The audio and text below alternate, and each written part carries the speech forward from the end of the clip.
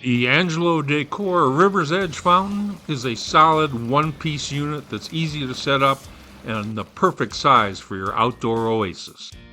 With the access at the rear of the fountain, start by extracting the light cords and the silicone tubing from inside the basin. Securely connect the light cords to the corresponding outputs that are attached to the pump. Make sure they're properly seated to the O-ring and the caps are tightened firmly.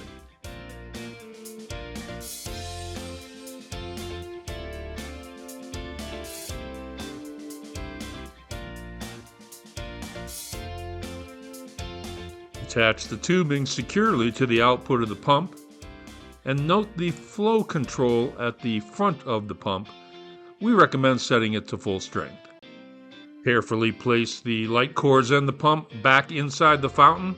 Put it at the bottom of the basin and make sure that tubing isn't kinked or bent in any way.